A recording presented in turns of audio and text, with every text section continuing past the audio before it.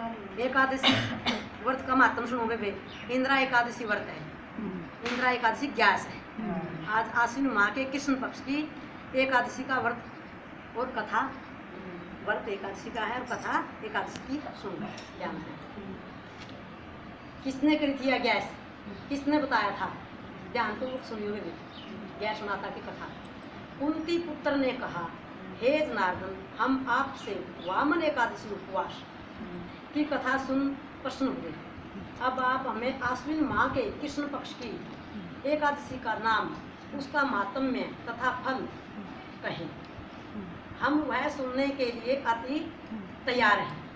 देवकी नंदन ने कहा, हे धर्मराज, आश्विन मास के कृष्ण पक्ष की यह एकादशी इंदिरा एकादशी कहलाती है। यह समस्त पापों का समूल नाश कर देती है। किसने कहा, किसको कहा? कृष्ण पक्ष की एकादशी इंदिरा एकादशी कहलाती है। यह समस्त पापों को समूल नाश, समस्त पापों का समूल नाश कर देती है। देवकी नंदन ने धर्मराज से कहा, हे धर्मराज, आश्विन मास के कृष्ण पक्ष की यह एकादशी इंदिरा एकादशी कहलाती है। यह समस्त पापों का समूल नाश कर देती है। इसके उपवास से नरकगामी पितरों को नरक से मुक्ति मिलती है। इस एकादशी उपवास की कथा के केवल श्रवण मात्र से ही वाजपेयी यज्ञ का फल प्राप्त हो जाता है। पुरातन काल में महिषमती नगरी में एक अति वीर राजा इंद्रसेन का शासन था। वह राजा पुत्र पौत्र वाला था। उसका राजकोष धन धान्य से परिपूर्ण था। उसने अपनी वीरता से अपने समस्त शत्रुओं का संहार कर दिया था। एक अवसर पर जब वह अपनी राजसभा में विराजमान था, तब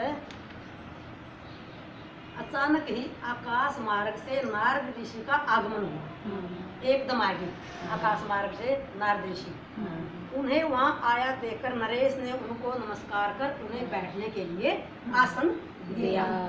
आसन ग्रहण कर ऋषिराज से नरेश ने कहा, आसन पर बैठ करके ऋषिराज ने नरेश से कहा, राज्य में चारों ओर शांति तो है, सब कुशल पूर्वक तो हैं, सब धर्मराज भी शांति पूर्वक प्रसन्न हो गई।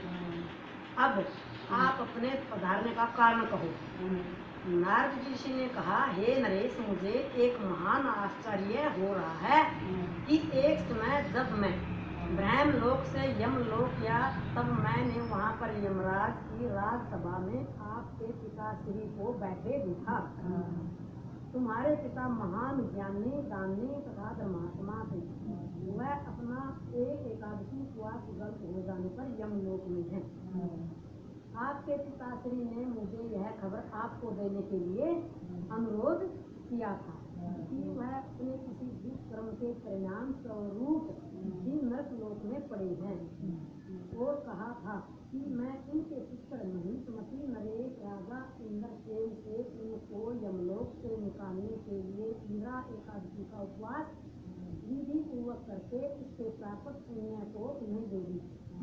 इस प्रकार उनकी यमलोक से मुक्ति हो स्वर्ग मिल जाएगा। महाराज इंद्रसेन नारद ऋषि से अपने पिता की दुख पूर्ण स्थिति जानकर बोध हुए।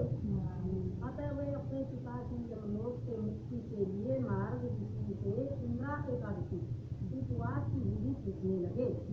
नारद जी ने कहा, हे नरेश, आश्विन माह के कृष्ण पक्ष की एकादशी के एक दिन पूर्व प्रथम को प्रातः श्रद्धा भाव से स्नान कर दोपहर बाद स्नान करें।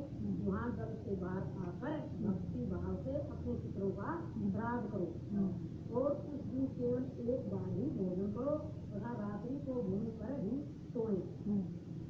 एकादशी के दिन प्रातः दातुन करके स्नान करो। इसके बाद श्रद्धा भाव से उपवास शुरू करो तथा प्रभु से कहो, आज मैं भूख ही रहूंगा और कोई भोग भी नहीं करूंगा। भोजन भी कल ही द्वादशी को करूंगा। प्रभु, आप मेरे रक्षक हैं, आप मेरा उपवास पूरा करने में सहायक होंगे।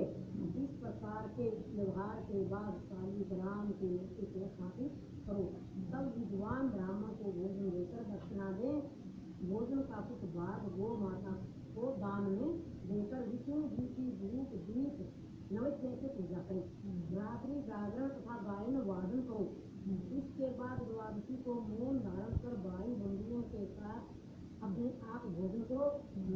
ऋषि ने कहा, हे नरेश, इंद्रा एकादशी उपवास करने का यही उपाय है जो कि मैंने तुम्हें कहा है। हे नरेश, अब आप आलस्य छोड़कर बतलाई गई विधि के अनुसार उपवास करो ताकि तुम्हारे पिता दोष मुक्त हो, देवलोक जाएं। तब नरेश ने भाई बंधुओं के साथ उपरोक्त बतलाई गई विधि से उपवास किया। इस प्रकार नरेश के पिता दोष मुक्त हो नरक से निकल गए। उस समय आकाश से पुष्प वर्षा हुई और राजा के पिता यमलोक से विमान पर आरूढ़ हो देवलोक चले गए।